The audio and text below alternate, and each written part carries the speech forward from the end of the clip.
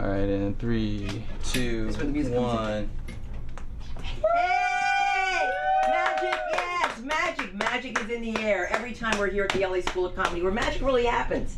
If this is your first time tuning in, welcome. This is an open mic night. This is Manic Monday. We have Manic Monday. We have Wacky Wednesdays, Funky Fridays, and that's pretty much where you can get off with your poetry, your singing, anything else, and stand-up comedy, because that's what we do best. Of course, with our comedy concierge, one and only Samantha Linderman. Give her a round of applause. And of course, in charge of production, the one and only Jason Ham. Jason Ham. Ham Productions for all your studio needs, and we have a special guest here. Derek, what is your last name? Hutchinson, or is it Derek Russell Hutchinson? Hutchinson. And here's to you, Mr. Hutchinson. Jesus loves you more than you. I have to stop listening to gospel, okay? I am a terrible Jew, and I went to Catholic school my whole life. I don't even know His Eye is on the Sparrow, and I'm going to tell you why I know that song from the gospel. My brother and I had different fathers. My brother was all black, okay? And my dad's not. And the only reason why I'm telling you this is because when my brother's dad died, I go to the funeral, and the pastor says, and Sister Carol will now sing His Eye is on the Sparrow, and looks at me, and I go, and he says, Sister Carol? And I go, and I didn't know the words. I learned them, but I didn't do it. I didn't sing. Let's see who's calling. Shall we? All right, shall we? Yeah, I know, because God forbid I knew who it was. Live. Okay, can you see me? What's wrong? Is there something wrong with the sound? Thank you. Okay, well, have a good day. Bye-bye. Oh my God, I am not, we don't read one more thing off your phone, okay? I can't have you and Mark at the same time. I can't handle it. My doctor says to me, do you realize a quarter of an inch and we would be free? And I was like, whoa, doc, you're not black? What are you talking about? Free of what? You're charging me. You're charging me. So anyway, I was explaining to you guys, because now I feel very, you know what I realized though?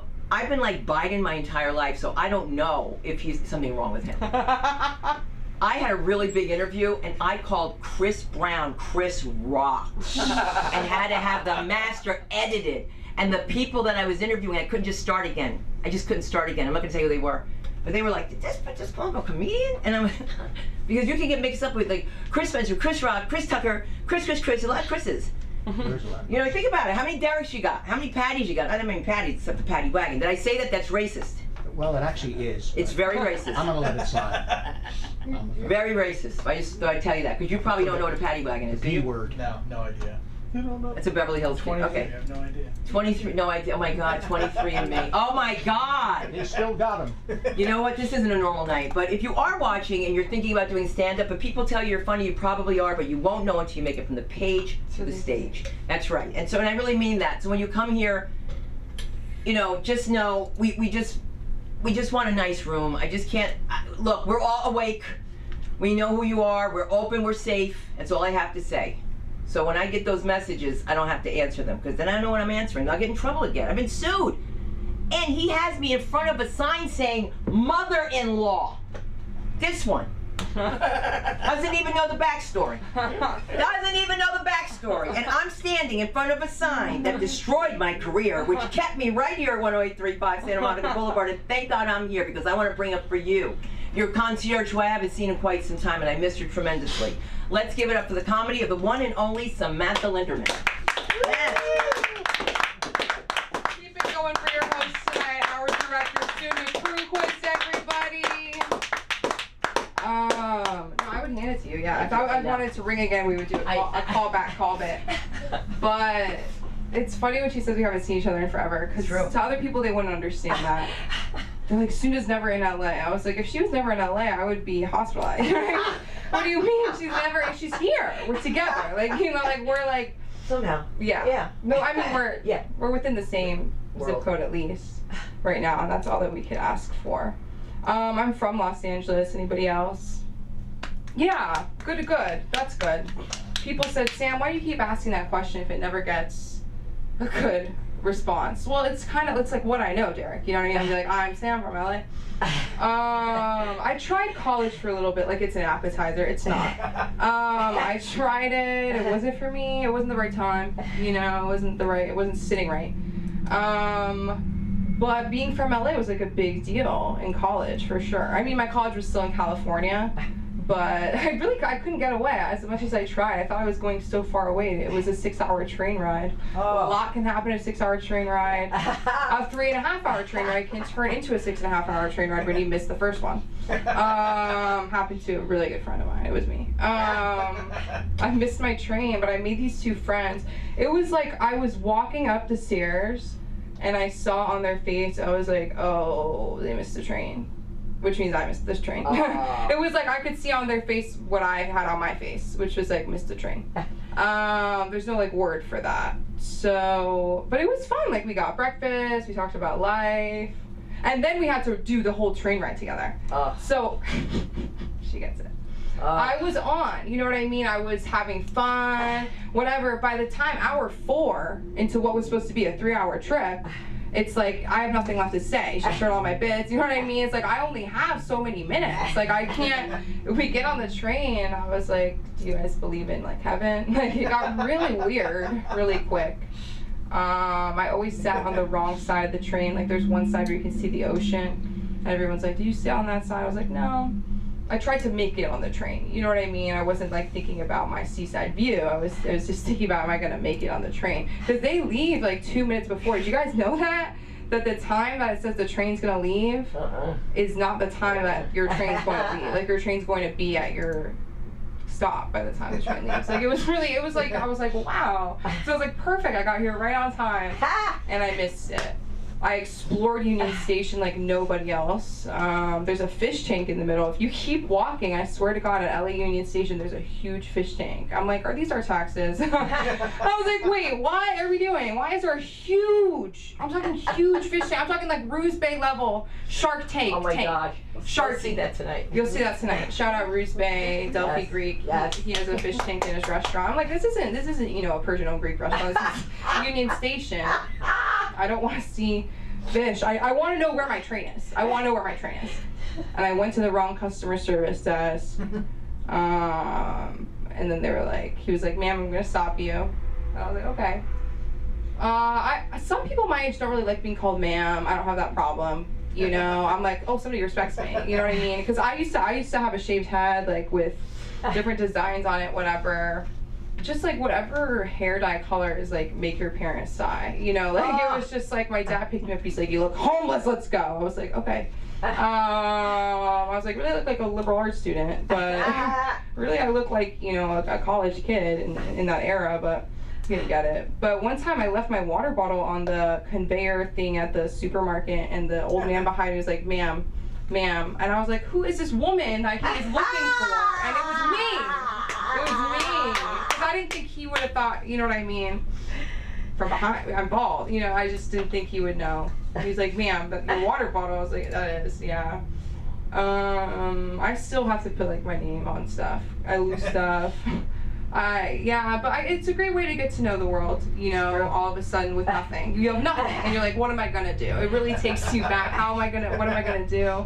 How to Uber with no phone, I don't know. Don't get me started on that. I was with a girl once. When I meet people who remind me of me, I stay away. Stay away. I stay away across the street. You know? Present company aside, of course. But this girl, she was like me, but a little bit, she was like, okay, you were cool in high school. You know, I was like, oh, she's untouchable. And we were walking, and she was like, oh, my phone's dead, I'm gonna get us an Uber. And I was like, wait, what are you talking about? And she saw a car that had the Uber sticker, and she was like, sir. It was like she turned into a different person. It was so cool. It was cool, but it was like scary. It was like an A24 movie in real life, and I knew I was like the sidekick. And I was like, what am I gonna do right now? She's like massaging the guy. He's like, are you okay? How old are you? He didn't want that at all. Like, he did not at all. She's like, Sarah, what are you doing? And he was like, no. He was like, I'm an Uber driver. Like, he's a true Uber driver. So that was crazy. I've had to do a DIY lift myself. This guy, he was waiting for his passenger. He's like, Alana, and I was really bored. And he was yelling, so I was like, oh, this is an excuse, you know what I mean? Because in LA, you can't just like yell, you know? People ask me all the time if I'm from New York. It's usually when I'm speaking too loudly, you know? You know, like, it's never like, oh, are you from New York? Like, in a good way. I was wearing this sweatshirt that said Montauk, and everyone's like, "Are you from New York?" And I was like, "No, why do you keep asking me that?" And they're like, "Your sweatshirt says Montauk." I was like, "Because I got it at the Beverly Center Target." You know, like, it's not like I went to Montauk, bought a sweatshirt that said Montauk, came back to LA to be like, "I'm from Montauk." That just feels like a little convoluted. I love the airport too. I like train stations. I like airports. I get it for my mom. My mom, like, she'll be at the hospital and be like, "Oh, it's so nice here. The lighting is so amazing." She's a positive person, unless you get, you know, Don't flip her. don't flip it. You know what I mean? Like when she went to get her car cleaned and there's like oil, all this stuff on the carpet, and she's like, "I'm gonna give you one more chance. I'm gonna pretend I didn't see it." No, I'll speak. Yeah, she goes crazy. It's actually really cool, and to see my dad kind of hype her up, that's nice. My dad's more that cutthroat, like male, just like, fuck, you know what I mean? Like really, like right away anger. And my mom is like, "I'm gonna pretend I didn't see that," because you know what I mean. It's real quiet, and I'm like, this is scary. But it gets stuff done. I used to work customer service. I miss it. I mean, you would call this a customer service job with a specific customer clientele group. Very different from the Beverly Center. It's LA School of Comedy. They're so different, but they're the same too. I mean, I would say both are tourist attractions. Must stop and see. You know, I love Hollywood Boulevard. Nobody else does. I'm Sam. I love you guys. I'm here Monday, Wednesday, Friday. We're having a show Saturday. And everybody should come, and they're at 7 p.m. and 9 p.m. right here, 10835 Santa Monica Boulevard. And we're gonna get it done. And you guys are gonna come, and we'll have so much fun. And please welcome back to the stage, Student Kronquist! Yay! Oh. Yeah. Okay. At the end. Yeah. All right. We're not going to shock you with the fish tank. I just wanted to say that to him in advance. That's so funny. Good. You know how many tanks he has? 3. Yeah. He has 3 It's tanks. the one next door. Right. That's his, which I thought belonged to next door. So there's 3 fish tanks. I didn't know that was his. Yes. So the people come in to see the fish tank and want to use his bathroom. And he gets very upset. He doesn't. Very upset. And he says, no, you cannot come into my bathroom. And I don't know why I had to do, no. By the way, I'm just going to ask a question, if anybody knows, because I got a white guy here, right? Is this guy Vance, is his wife black? I don't know. I mean, he wrote Hillbilly Elegy. He's Appalachian. He comes from He shit. probably got some tar in him too. Well, yeah. They all do. You know, I made fun of my friend who was part up, and she wasn't. She was part Banshee. White, blonde, big ass, big lips, beautiful lips. And she said, you know, you're right. Bruno's mother's part Banshee. Like, that's real African. I'm not having my 23andMe done. I'm afraid I'm going to find some other people in my family. And I don't want to find any more people. I have enough. And I'm so glad that you're going to remind me of my sister's birthday, because I called her on the 12th and this is the 24th and your mother's the 25th, and now I know that. What I also know is that sometimes we never tire of hearing the comedy of the one and only Aaron McIntyre. Let me hear you. Woo! Yeah!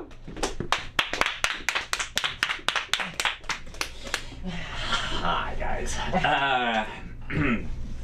It is Aaron. It is not Aaron. It's not Aaron.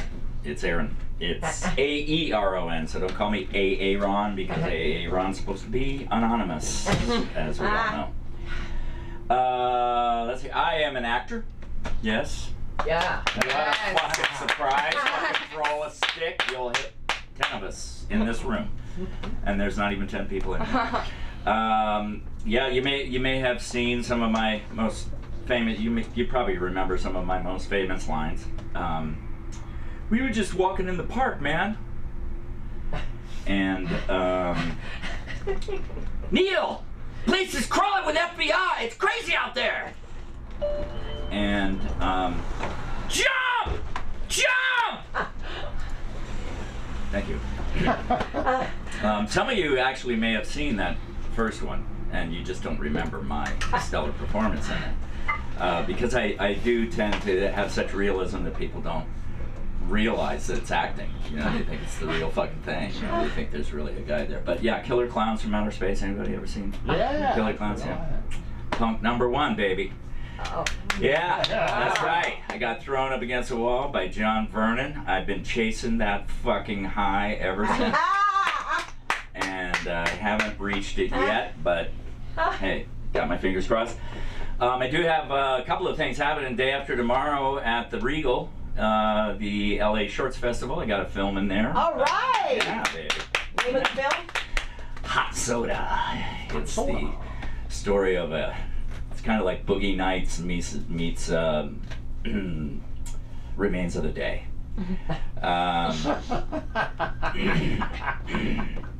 No, it's not about that at all. It's actually a really good story, really fun story. And then next week on the 25th, I got a thing I wrote and directed. It's a little short play, a thing called Shots at the Broadwater. There's 2 shows, 7 and 8:30, and then I'm playing Moxie. Yeah, Moxie in a little short film that's going to be there too. And it's a Broadwater, and I don't know what the fuck. Just look it up. Google it. Broadwater, Los Angeles. Okay. Yeah. Anyway. So yeah, it's been a stellar career.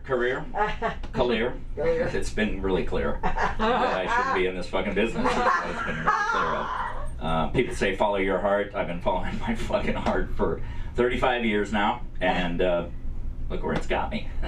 Hey, there we go. No, I love the business. Worked with some pretty big stars, you know. Lorenzo Lamas.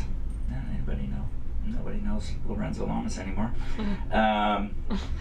Can't remember anybody else. No. Let's see here. Who else? Willie Nelson. I did a little scene with Willie Nelson. Yeah. That's so cool. And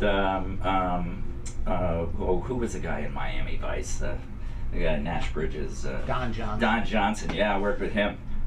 What a piece of work. I gotta tell you. I was in 2 things. They did the series and then they did the movie. And in the movie, it was a horrible thing. I got on the set, sat down. We're okay. Let's do the read through. And I get to my line, and it's the big line. Oh. And all of a sudden, they get to that line, and they just say the cue line for my next line, and I'm like, and he looks at me and he goes, "You don't know your lines?" And I was like, well, yeah, I'm looking at it right here, and it's different. And the writer's over there, and he goes, "Oh yeah, we changed that this morning. We forgot to tell you." But that was an embarrassing moment. Sure. I worked with Bryan Cranston, and and Brian Cox, the 2 Bryans, duel, and yeah. Also did 2 overnights on the Boots Riley thing, the I Am a Virgo. Yeah? Anybody? Nobody? It's really fucking good. It's really good, Boots Riley. That guy knows how to blow a lot of money. I gotta tell you, blow a lot of fucking money. I was there for 2 nights. When I read the script and I read the part, I thought, this is a fucking voiceover. It was literally a cop going, "Disperse, disperse, we will use force." And that was it. And I was like, okay, you're going to hire me for 2 nights for that? And they said, yeah. So I got to watch them make this fucking amazing movie with like SWAT cars and, you know, big tanks. And they had a fucking 9-foot puppet and they ran across and blew. Oh, man, it was just amazing. But 2 nights. Now, by the time they got to the, 6 o'clock in the morning, the second morning, they were like, yeah, we're not going to get to your scene, so thanks a lot. So you can see me. There's one time I'm standing there, I'm on the line, I'm one of the cops, I'm standing on the line going, hey, stop. Keep over there, stay over there. But that's pretty much it. Let's see here. Anybody, because I think that acting actually came from my childhood. That's where I really got it. My music teacher, Mrs. Klutz, her name was Mrs. Klutz. She dragged me into it kicking and screaming. I didn't want to do it, and I got up there and it was just like, this is fucking heaven. I wanted to do it ever since. But I've been practicing a lot because, and I think it did come from, I was a military brat. Anybody else military brats? You move every couple of years, and because I was a big pussy, which is the correct way to say it. It's not pussy. It's not pussy, it's pussy. Because anytime people call me a pussy, I'm like, yeah, that's kind of nice, because I like pussy myself. That's my preferred region.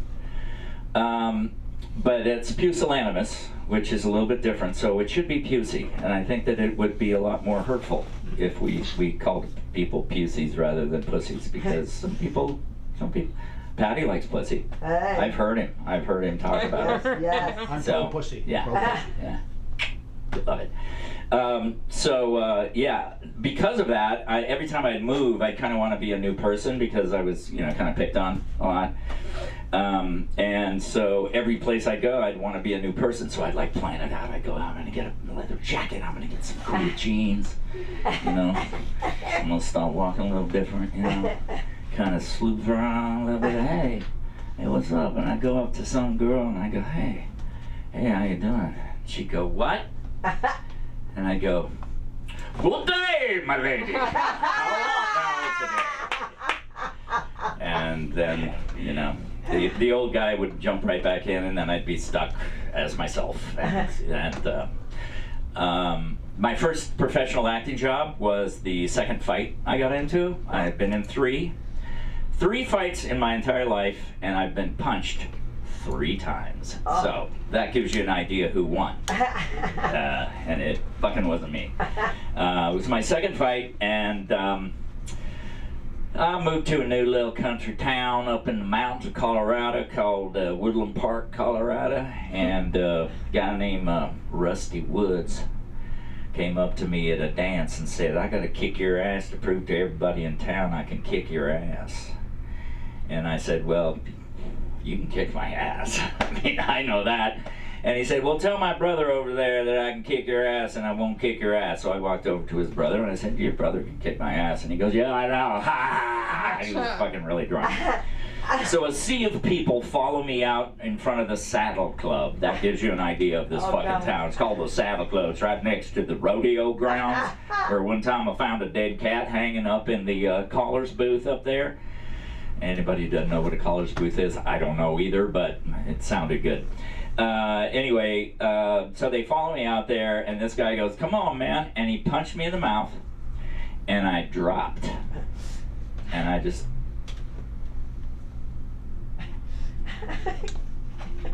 And everybody starts going, oh shit, what the fuck, man? Oh fuck, you fucking knocked him out, man. And everybody starts panicking, you know, and they're all, I can hear them, they're all moving around and shit, you know. And they go over and they pick me up and they drag me over into the bushes, you know, and they're all going, oh my God, man. And they're freaking out. And the thing is, I loved it because I'm just sitting there going, oh, this is so fucking funny. Because I only got hit once, and it was literally like that, you know, and I dropped to the ground. And so one guy says, let me give him mouth-to-mouth resuscitation. And it was at that point I said, no, and suddenly woke up, you know. And, you know, because if I would have fought the guy, right, I would have been fucking walking around like, with snot coming out of my nose and shit, and, you know, bruises, and I don't like pain. Pain is not good.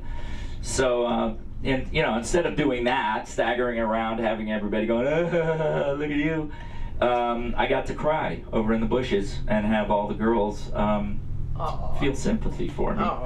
So it was a good thing. And the reason it was my first professional job is because my payment was I didn't get my ass kicked. So There you go. There you go. I'm done. Aaron McIntyre, AERONMACINTYRE on all slide forms. Thank you. I'm so glad you say that because I'm going to spell it wrong. I'm going to say Mikita. He says Lorenzo Lamas, right? I never saw Lorenzo Lamas on every... And I was partying a lot. I never saw Falcon Crest. I never saw Dynasty. I don't know any of those people. That's so embarrassing.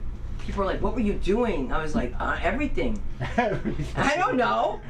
So I'm at a carpet and I'm wearing my coat that was stolen, my Red Fox, my champagne Red Fox.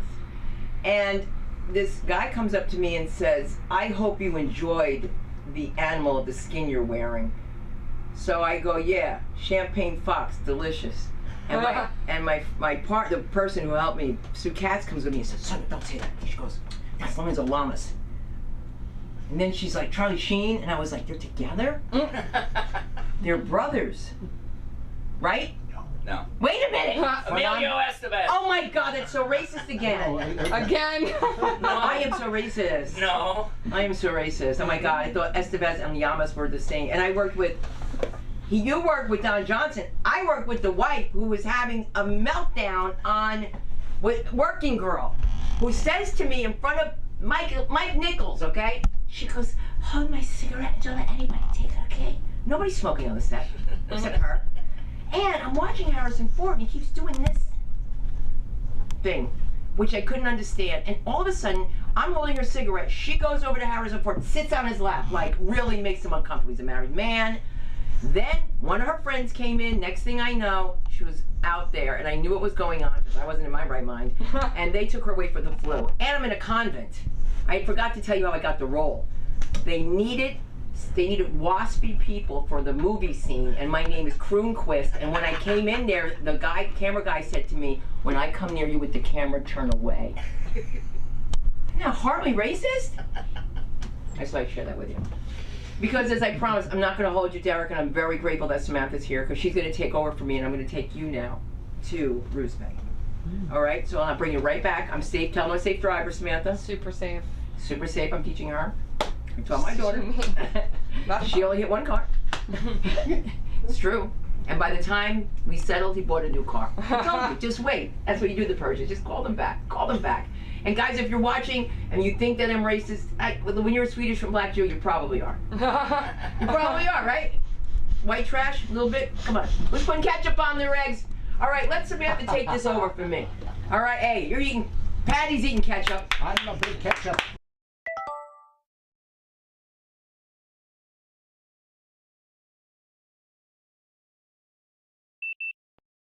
Everyone's saying, Sam, stop. Don't go again. Not the bird, not the lime, not the... Name another one, anybody. Bird, lime. Come on, comedies in threes. Bird, lime. Those are the only two. Uber. Vermin. Waymo. Rodents. Romaine. Lettuce. Checker. There's just a little palate cleanser in between, you know, as we're having motion in the studio. Keep it going for yourselves. We're coming out here tonight. It's a Manic Monday. And this night just got better because I heard we got a shipment of some padding. Come to the stage. My God, so good. You guys, come on. How are you doing? This, you know, I want to tell you, I'm excited, very excited to be here. And especially, I'm even more excited that 30% of the audience just walked out before I got up here. It's delightful. It's a delightful feeling. How are you guys doing? And by that, I mean you guys. Yes. I'm doing great. Wow! I just don't know what to tell you. First of all, 50% of the female audience members are gone now. Right. I know that but that's normal for me. That happens wherever I go. And women in comedy, I think, I believe American comic philosopher and Instagram body glitter enthusiast Sam Linderman said it best. When she said, being a woman, stand-up comedy is much more difficult than being Jewish in stand-up comedy. Right. Being Jewish in stand-up comedy is like being tall in the NBA.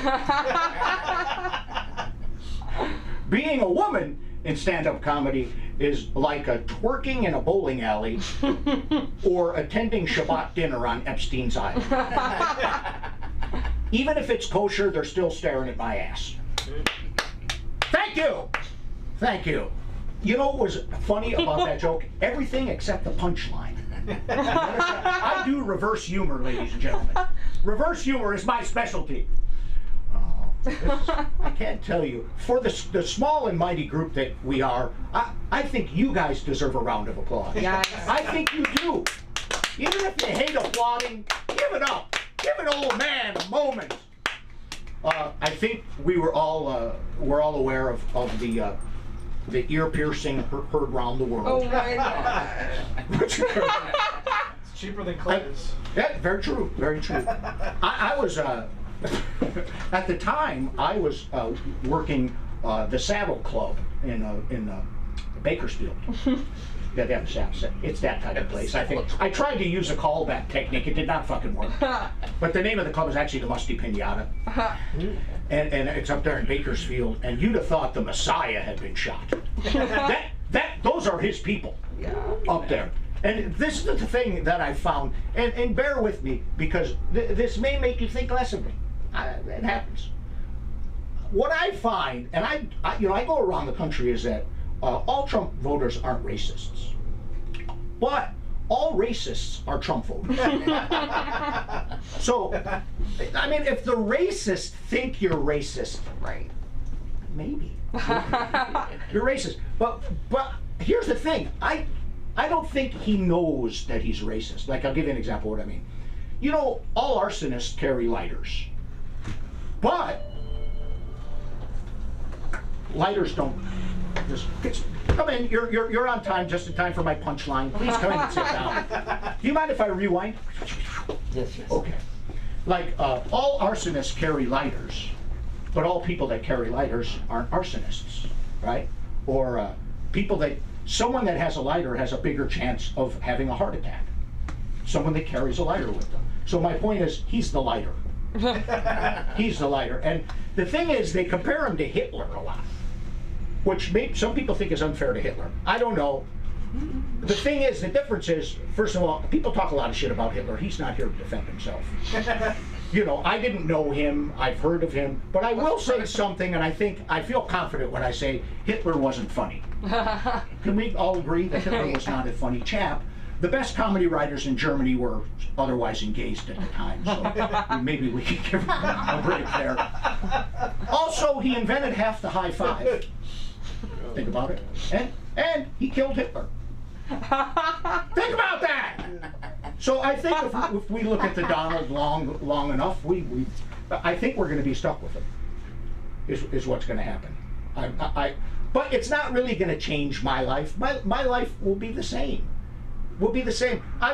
When I was in Bakersfield up there, amongst the Trumpians, I went outside the club I was featuring, and I started to vape. Sam has got me hooked on vape. She's my sugar mama vape lady. And I vape because, you know, I'm hip. I'm a hip. One way to tell someone's not hip is if they use the term hip. And a woman was looking at me, you know. She was giving me a little old look, you know. And she just walked up, she had her phone, and she goes, "You've got to see my cat." I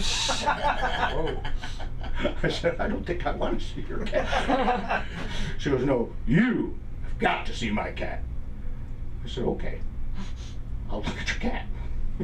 And she turns her phone around, and she's got a picture of a fat orange tabby wearing an Italian sleeveless cardigan and a matching knit cap. It was fucking embarrassing because I was wearing that very same outfit. And cat owners, I find that I like cat owners. As far as cats, the only thing that's wrong with the cat is that it's not a dog. In my book, I'm a doggy man. Like, I have a dog. My God, I love this dog.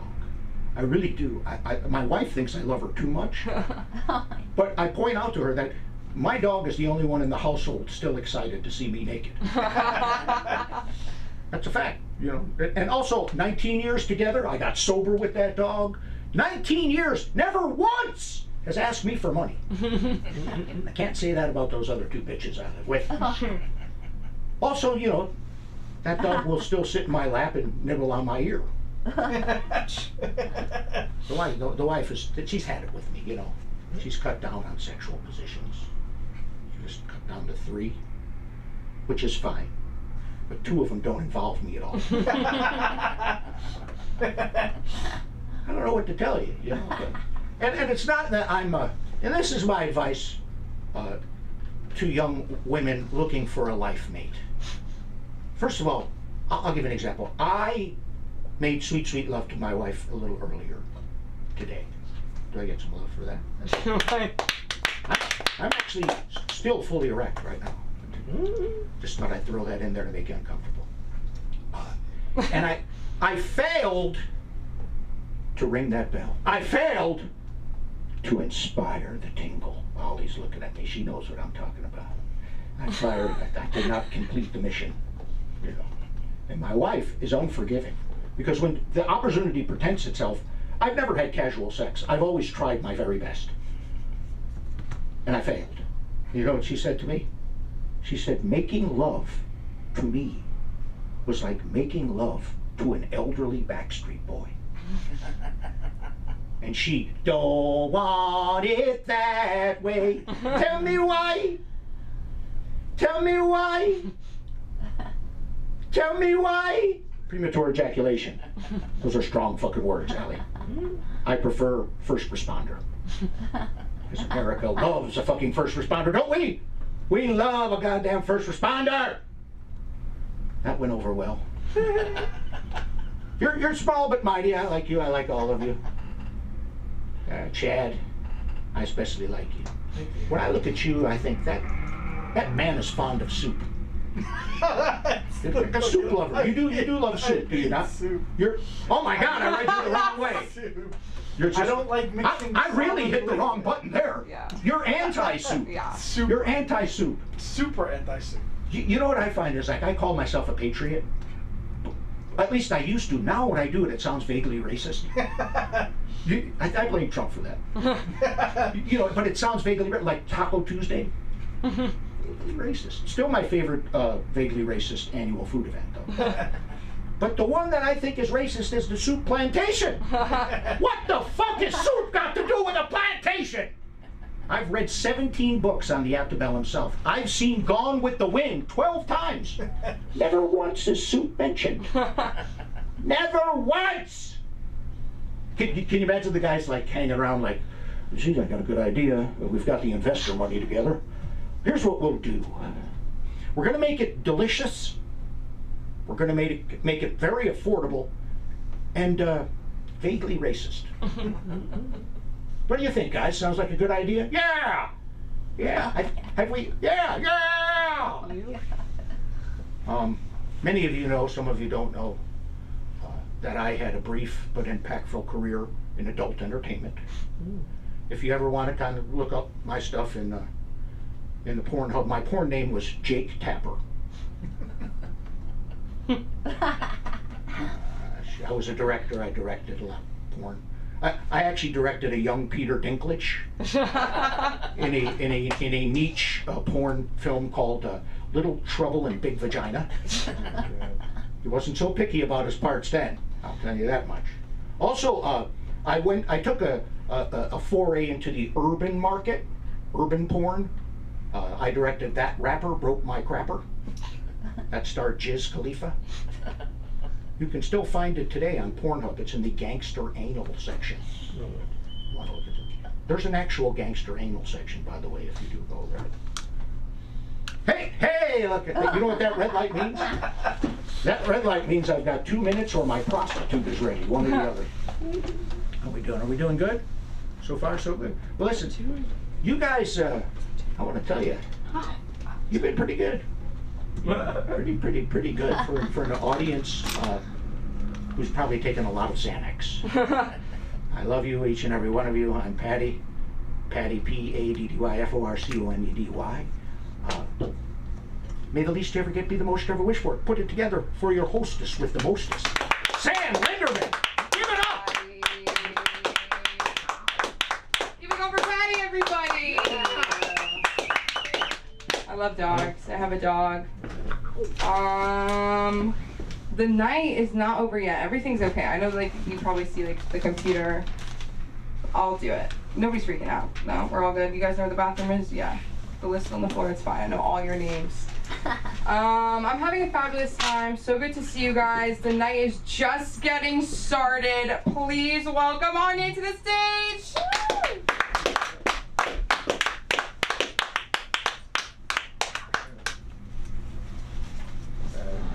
I don't even know how it's gonna go up. So many options to choose from. I was shocked it was me. I've been selected. What's good? How goes it, people? I didn't make $1,000 today, but I had the chance at making $1,000 today.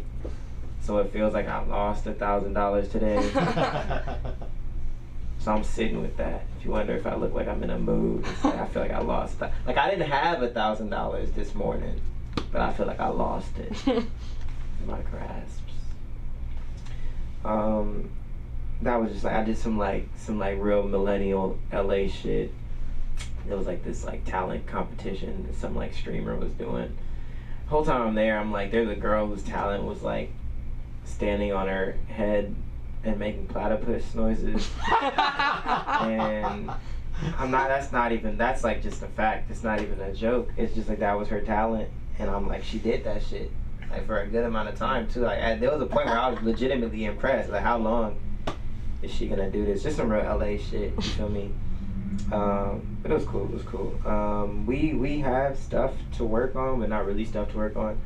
I tell people all the time, like, I'm a pretty safe driver. Like, when my friends drive with me in the car, they say I drive like a 40-year-old dad with his kid in the back seat. So just very safe. You feel me? Like, we get in there, you know, might rush a little bit. We real safe, you know, real slow stops, you know, good, all that. But the only people that don't think I'm a good driver are my parents, because I actually had to take my driver's license test 3 times. I know, and if people hear that, they're like, oh, obviously you're not a good driver. Let me explain. Okay, let me explain. First time I take the test, I had an older lady. She looked pretty unhappy from the second she got in the car. So she was already in a bad vibe. I didn't try to make no jokes to lighten the mood. I just figured, you know what, let her day be her day. Maybe it's the day she deserves. You feel me? So we continue about the everything going right. You know, I'm telling her, or she's telling me, you know, where's the right signal, left signal, do all that. I'm doing everything perfectly. We get out on the road. We're going through the course. She's like, turn left. So my ass gets all the way in the left lane, and as we're approaching the light, she said, I said turn right. I said, excuse me, ma'am? No, you didn't. You said turn left. I distinctly remember you turned left, because as soon as you said it, I said, all right, bet. I started my signal. I make all the way to the left. I'm in the left lane. And here she's saying, I said turn right. I said, no, ma'am, I think you said turn left. She said, I think you should know the course. This is my first time taking the test. So how she changed her argument from being the wrong direction to now I should know the course. Sounds like she lied. She's wrong, but whatever. She's the test giver. I don't argue. Oh, you know what? So she said, sound like you need to I said, oh, my bad. Let me get over to the right. Get over to the right. We get back to the little base. We do the reverse, the slow thing, everything. We get back to the DMV. I'm like, oh, did I pass? She said, actually, the maximum number of minor errors you can have is 12. You had 13. I said, excuse me, ma'am, I had 13 minor errors. She said, every time you switch lanes, you don't look over your shoulders enough. So every time I switched lanes, she marked me as a minor error. I had 4 extra lanes because Shorty gave me, so had I not done the 4 extra lanes, I would have passed. Whatever.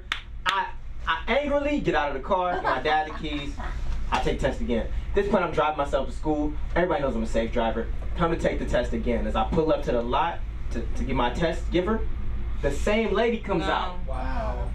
And as she's walking to my car, she sees me, she says, oh no, I'm not doing no repeat.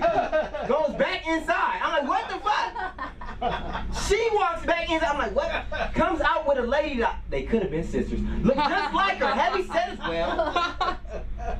And equally smelled like hot dog water when they got into my vehicle, but I'm gonna let that slide.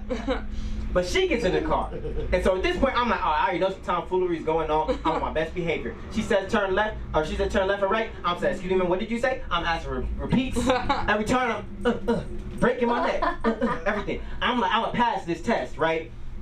Make it all the way to the point where I'm supposed to just back up into the parking space. Like, you know, you already parked, just like back up and not hit the curb. Easy money. I know how to do that. I do that perfectly fine. We're on the street with nobody on the street. I look over my shoulder, I'm like, I see the mirror, nobody's on the street. I'm like, oh, bet, let's go. Turn out, oh, let's go back to the DMV. Excuse me, ma'am, what? You didn't look over your shoulder when you left the parking. That's what she told me. Nobody's on the fucking street. And she said, I didn't look over my shoulder. Major error. I failed immediately. Now I gotta tell my African dad that I failed the test for not looking on my shoulder after failing the test for not looking on my shoulder. Like the tomfoolery. This is the craziest part. I just told the story to my friend. She was like, how are you not telling this on stage? Peep this. 3rd time I come to take the test. This is now almost 2 months or a month and a half into me trying to get my license. A month and a half, I go to the DMV. Same DMV. I go, I'm waiting for a person to come out. It's a younger dude, a black guy. Has his little hat on, all the way on, has his little ID on, little fly looking guy. He gets to the vehicle, like, oh dang, this looks like you've attempted this test 3 times. And I was like, yeah, I had those 2 heavy set ladies over there the first couple times. He said, nigga, you had both of them? Nigga broke all decorum. He was sounding real professional when he got to the vehicle. Good morning, how's it going? Yeah, look, this it looks like it's gonna be your third attempt. As soon as I said I had both of them, he said, nigga, you had both of them? You had both? He's like, they be failing you all day, and you got both? He said, nobody's ever had both of them. He said, nigga, you had both of them? And as soon as he said that, I said, oh, so y'all know about these people. Like, so I was set up to fail from jump. Like, and the fact that she left and brought back her friend, she knew what she was going to do. Just keeping me off the road. And it's crazy because as soon as I pulled off the lot, I get to my first stop sign, I'm a real smooth stopper. I stopped and said, oh, you know what you're doing for real? I said, yeah, but it's my third time. He said, man, just driving around. We kicking, he turned the music up. We had a good time, talking about life. Shout out to that guy. I don't remember your name, but shout out to you, man. I should have got your IG or something. But that's, I mean, I had to take the test 3 times. And people always like use that against me when we talk about how good of a driver I am. Like my friends who stay getting tickets, stay getting accidents, they always tell me, oh, but you took your test 3 times. I'm like, sir, your license is currently suspended. Who are we talking to? Like, what are we? Sorry. That was personal. How much time I got left? Like 3. A minute? 3? Oh, 3? Oh, a little better. But yeah, that's that story. So we're gonna work that into some material, but that's just like personal pain right now. We just gotta get through that.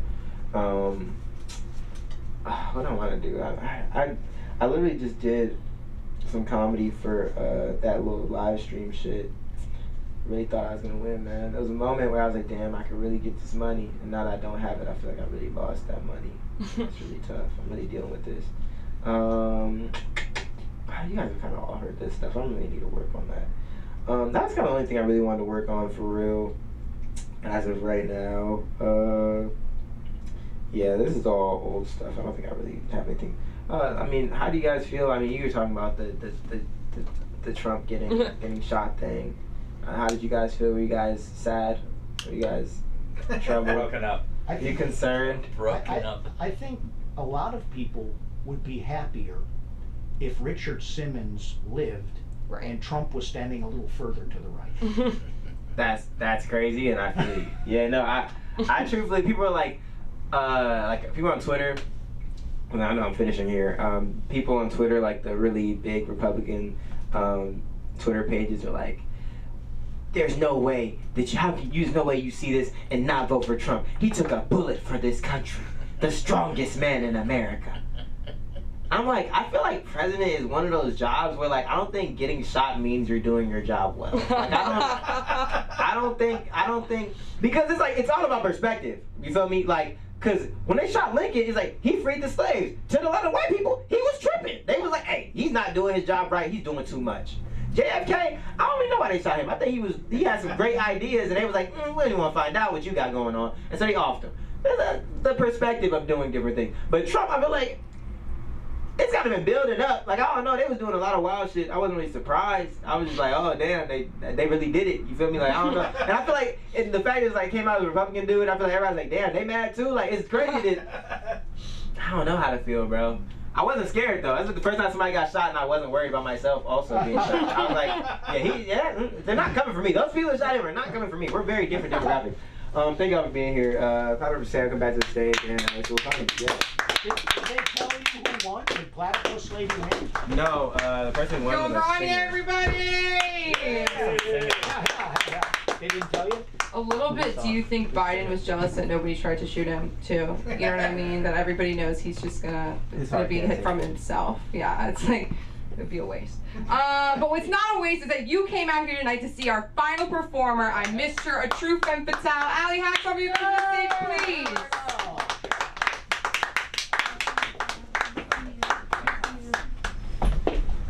I like that compliment, except no one knew I was coming. How you guys doing? Yeah. Yeah? I look like a little, like, The Shining right now. All I just need is a tricycle with this outfit.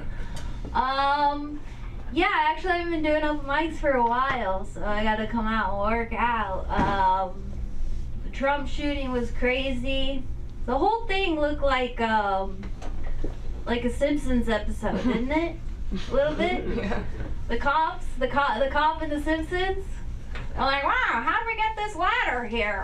The ladder just goes right up to the top of the roof, 150 feet away. Like, it just looks so staged, didn't it? And then he puts his hand up. It looks like the Simpsons, but blue background with the cloud going by.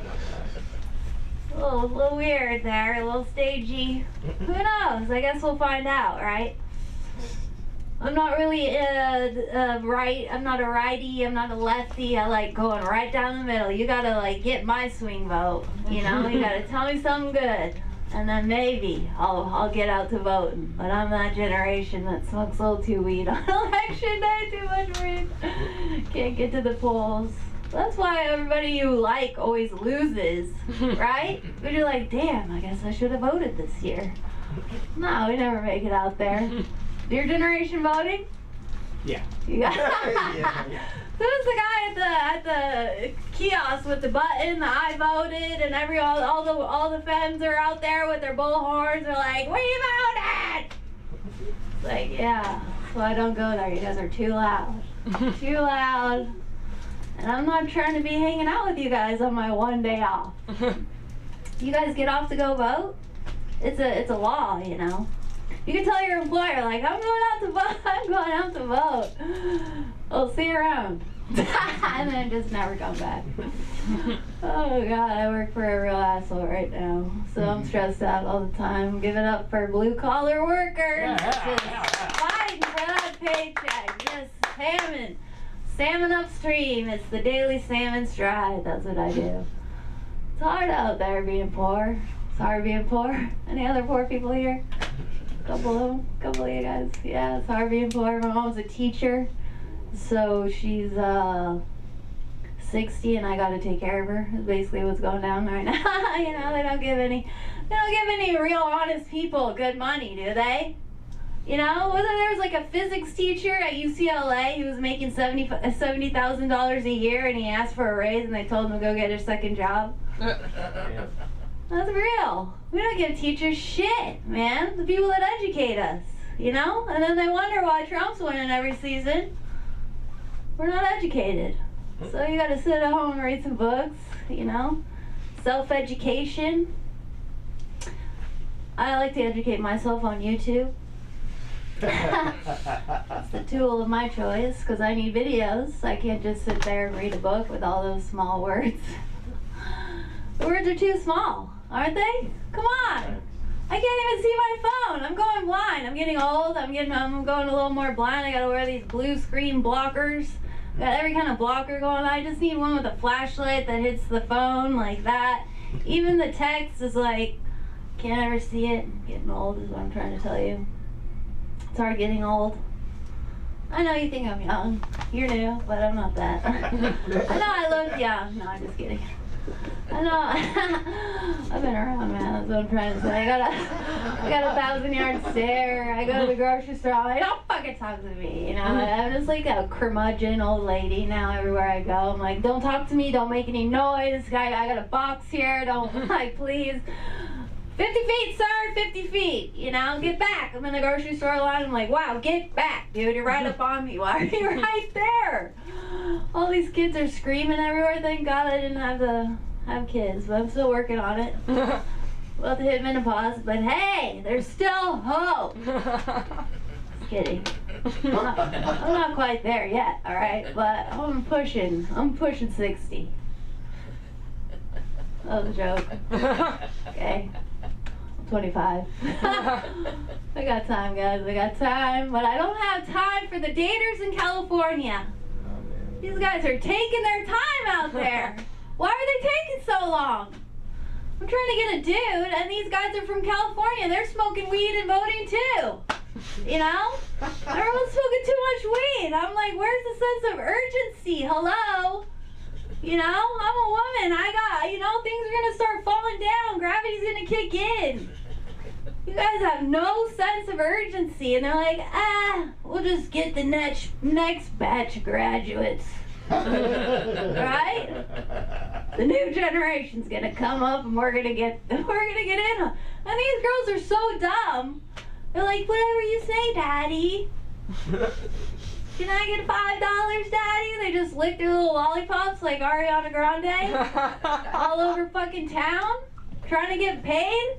I'm trying to lick a lollipop every once in a while. I got wrinkles. It's a little too obvious, alright? Sometimes I wear pigtails just so I can get some older guys with money, you know? You gotta get in where you fit in nowadays, right?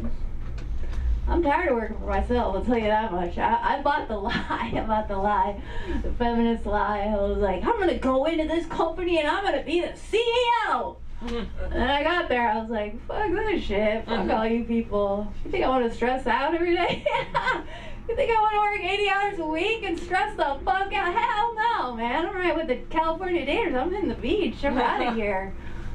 I know a lot of pizza workers that are happier than I am in a corporate job. That's what I'm trying to say. You know, I'd rather fucking slang dough, smoke weed, go to this fucking tight office space every day. Everyone's mad at each other. They all hate each other. Sounds a lot like the Oval Office or Congress or wherever. You know, we really gotta go easy, a little easier on Congress. It's a hard job, isn't it? It's a hard job to be in Congress. Is it? I don't know. You gotta sit there and listen to fucking everybody have an opinion? That's a hard fucking job, dude. I can't even take one work meeting, let alone a work meeting every day with a bunch of everyone's got their own opinion. You know? Did you see that Marjorie Taylor? She's like, well, maybe if your false eyelashes weren't getting in the way. Then the girl came back and she's like, well, maybe if you weren't a fucking bleach blonde Butch Dyke. And everyone was like, ooh, it turned into like the fucking, oh god, you guys were fucked, that's all I'm trying to say. We're screwed. Who are these people? How do they even get in there? I'm like, we're just sitting back on the couch smoking a lot of weed and all of a sudden there's like somebody running for Senate and we're like, sure, he's a D, I'll vote for him. The next thing you know, he's like, I'm fight! We're like, whoa, shit, man, you said D. You know? That's a socialist joke. One guy got it.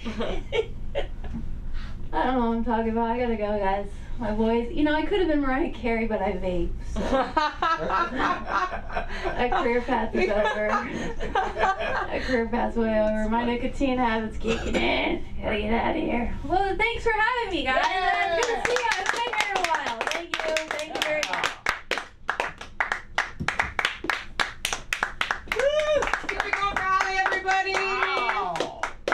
One more time for our producer tonight, Jason Haynes, Evan Sam, and you guys should come to the show on Saturday. You guys already come here like during the week. Why not come here on the weekend? I'll be here. Yeah, I'll be here. You'll be here. I mean, if everybody wants to say right now that no, it's okay. I'm not gonna hold you to it, but you should come. Saturday 7 to 9 here. Love you guys. Good night.